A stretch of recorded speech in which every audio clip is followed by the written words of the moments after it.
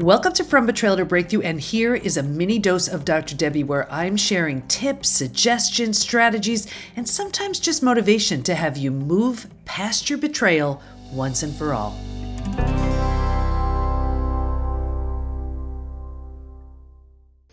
I was interviewing someone for my podcast yesterday, From Betrayal to Breakthrough.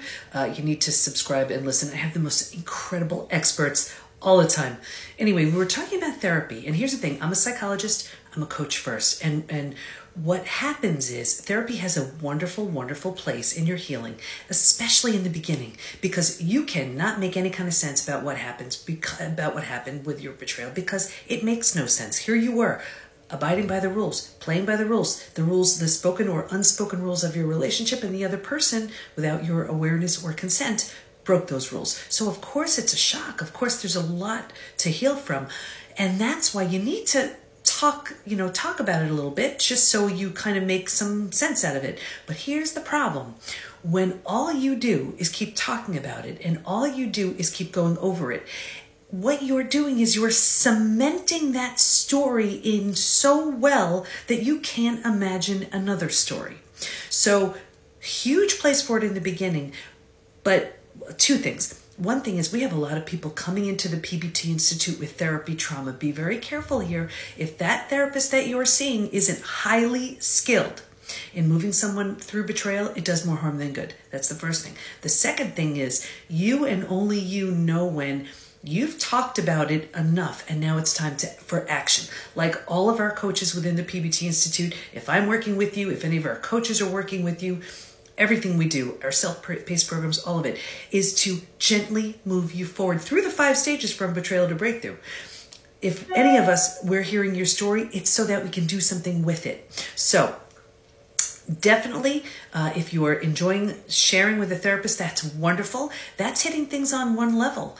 Betrayal hits us physically, mentally, emotionally, psychologically, spiritually. It all has to be dealt with. So that has one place. That's the first thing. But the second thing is, how long are you talking about your story without moving forward? If you find that here you are, same story, time and time again, and time is passing and you're not moving through the stages, you're not feeling better physically, mentally, and emotionally, take a look at what you're doing. You deserve to heal. The worst of it happened already. You deserve to do something really good with something really painful. So check out From Betrayal to Breakthrough and the PBT Institute. It's all we do all day, move you through the stages. We'll talk to you soon. Here's why grieving is a powerful sign of healing from betrayal to breakthrough. In the 5 stages, what we see so often is people get stuck in stage 3, the most common stage to get stuck in.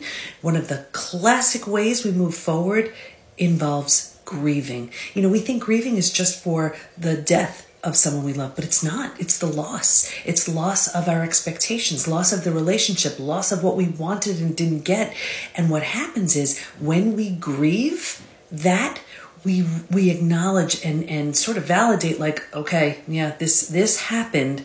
It's gone. It's over. And here's the thing.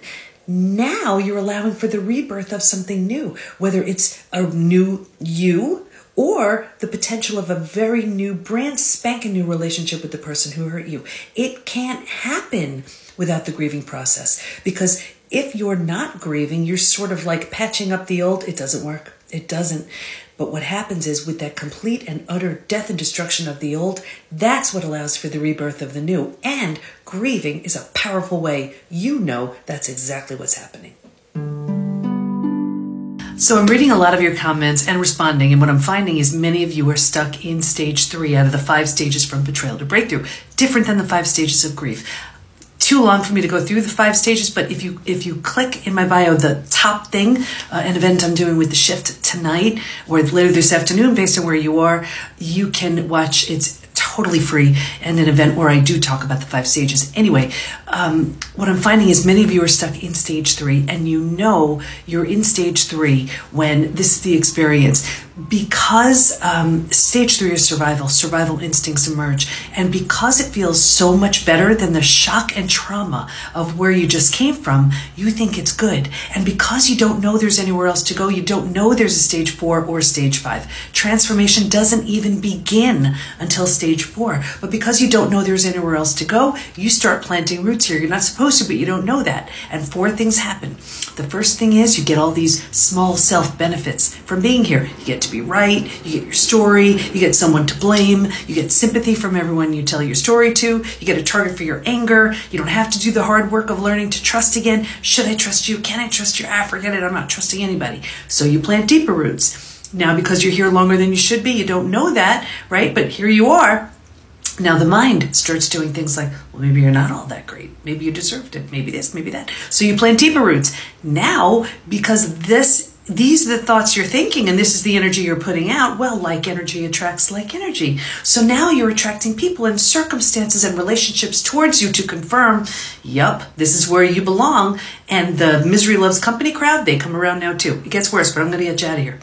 Because it feels so bad, but you don't know there's anywhere else to go, right here you resign yourself. You're like, this stinks, but I better find a way to kind of get through my day. So right here, you use food, drugs, alcohol, work, TV, keeping busy, reckless behavior, anything to numb, avoid, and distract yourself from what's so painful to feel or face. So think about it. You do it for a day, a week, a month. Now it's a habit.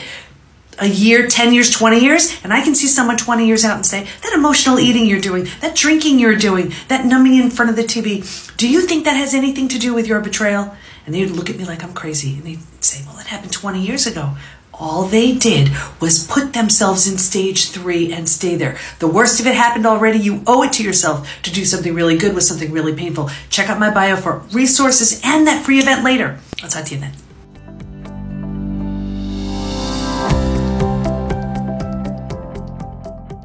You need the right tools, support, and the right community to move through the 5 stages from betrayal to breakthrough. And we have all that within the PBT Institute. So join us at the PBT, as in post-betrayal transformation, thepbtinstitute.com.